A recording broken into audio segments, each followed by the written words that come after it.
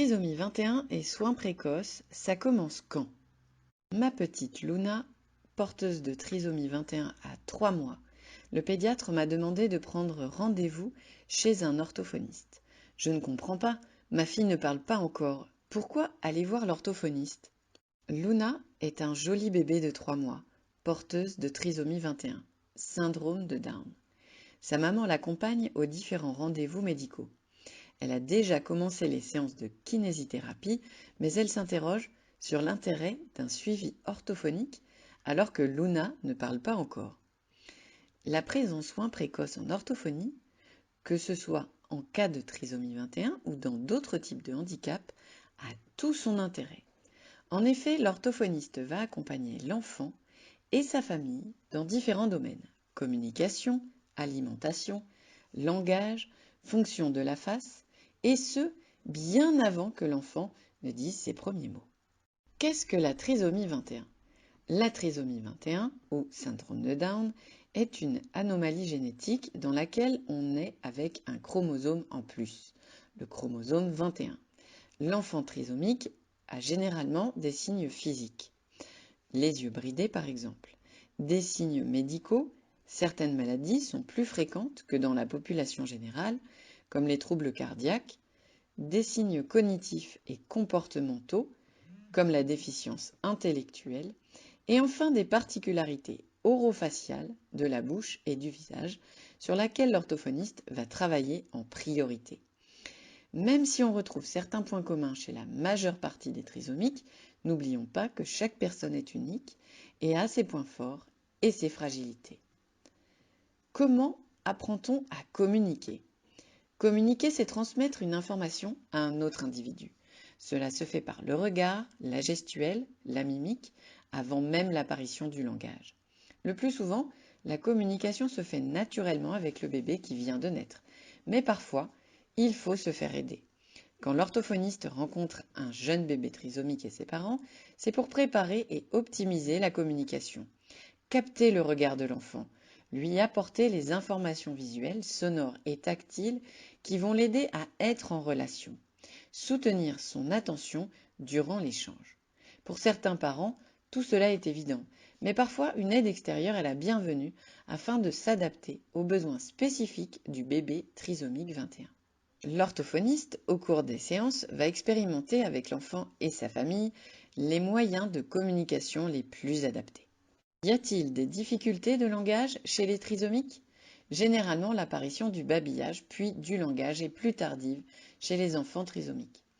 De plus, l'articulation est rendue difficile du fait des particularités orofaciales que nous expliquerons plus loin.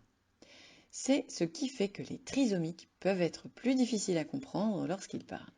Le langage oral, c'est-à-dire le langage parlé, peut être accompagné ou parfois remplacé par des gestes et des pictogrammes, images, si nécessaire. Quelles sont les spécificités orofaciales de la personne trisomique? La trisomie 21 entraîne une hypotonie, c'est-à-dire un tonus plus faible, notamment au niveau de la bouche, de la langue, des joues.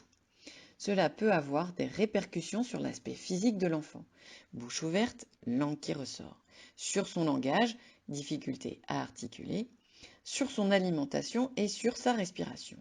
Le fait d'avoir une respiration buccale, par la bouche, entraîne davantage de maladies ORL, du nez, de la bouche et des oreilles. Cela a aussi un impact sur la croissance de la mâchoire. Un travail très précoce sur les muscles de la bouche, des lèvres, de la langue est donc indispensable pour permettre une bonne croissance de toute cette zone et une utilisation efficace pour parler, manger, bien respirer. Concrètement, que se passe-t-il en séance d'orthophonie avec un bébé trisomique 21? Les séances vont permettre de travailler tous les aspects cités précédemment: la communication, la sphère orofaciale, le langage. Elle se déroule en présence du papa et ou de la maman et l'accompagnement parental a toute sa place. L'orthophoniste est là pour répondre aux questions des parents et pour proposer des activités qui vont stimuler la communication, le tonus musculaire. Ces activités seront ensuite reprises à la maison. Dans les premiers temps, on parle souvent de ce qui peut poser souci à la maison. Comment se passent les repas? Le bébé boit-il facilement son lait? A-t-il du reflux, des remontées après les biberons? L'orthophoniste est là pour accompagner l'allaitement, au sein ou au biberon, puis toutes les étapes de la diversification alimentaire jusqu'à la mastication des morceaux. L'orthophoniste et les parents vont apprendre peu à peu à stimuler le bébé pour qu'il communique bien, en se mettant face à son regard, en utilisant des jouets colorés ou musicaux, en notant et en essayant de décoder les essais de communication du bébé, ses sourires, ses pleurs, ses mimiques. Si le besoin s'en fait sentir, l'orthophoniste peut apprendre à la famille quelques signes de communication. Bonjour, merci, encore, ou utiliser des images, pictogrammes, pour renforcer encore la communication. Le plus gros travail concerne les muscles de la face et de la bouche. L'orthophoniste propose des jeux, massages, activités qui stimulent toute cette zone.